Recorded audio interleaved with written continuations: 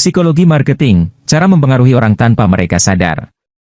Pernahkah kalian masuk ke sebuah toko atau melihat sebuah iklan, dan tiba-tiba tanpa sadar membeli sesuatu yang sebenarnya tidak kalian rencanakan? Apakah keputusan itu benar-benar milik kalian, atau ada sesuatu yang memengaruhinya dari belakang layar? Para pebisnis sukses tahu satu rahasia, yaitu orang tidak membeli produk. Tapi mereka membeli perasaan, emosi, dan ilusi yang ada di baliknya. Kali ini, kita akan membongkar teknik psikologi marketing yang digunakan oleh brand-brand besar untuk mempengaruhi keputusan kita tanpa kita sadari.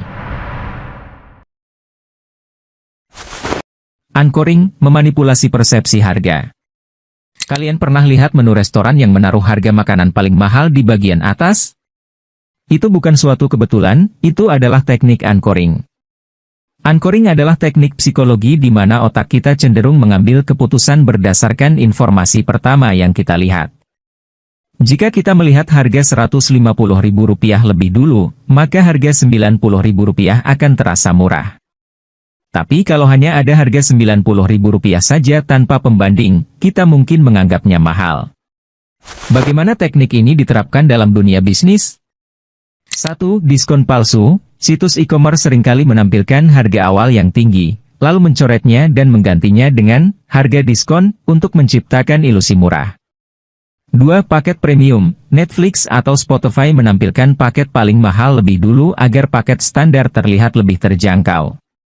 Sekarang kalian tahu kan, setiap kali melihat diskon besar-besaran, bisa jadi itu hanya teknik psikologi marketing.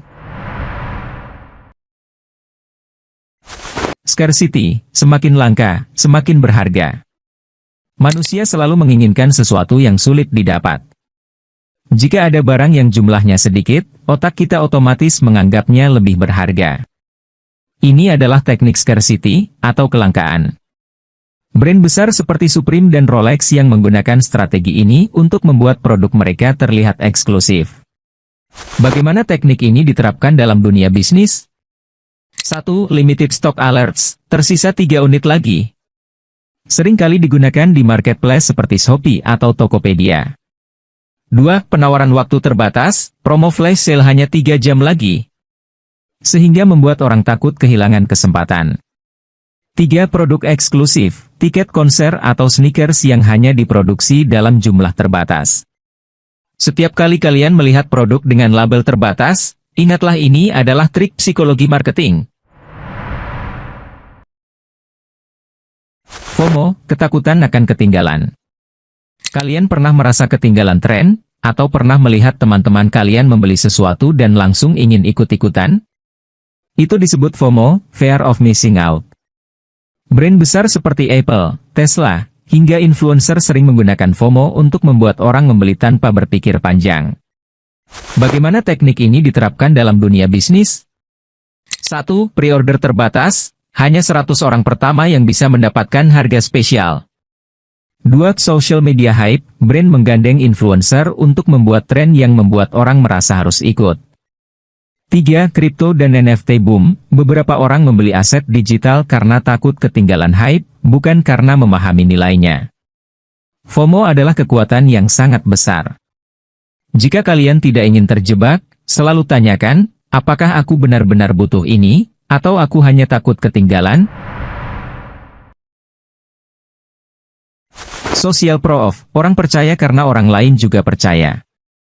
Pernahkah kalian membeli sesuatu karena melihat banyak orang lain juga membelinya?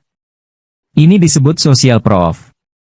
Ketika kita melihat banyak orang menggunakan produk atau layanan tertentu, otak kita secara otomatis menganggapnya sebagai pilihan yang aman dan terpercaya.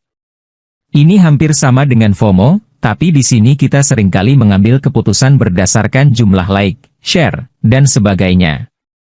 Bagaimana teknik ini diterapkan dalam dunia bisnis? 1. Testimoni dan review. Marketplace seperti Amazon dan Tokopedia sangat mengandalkan ulasan pelanggan untuk meningkatkan penjualan.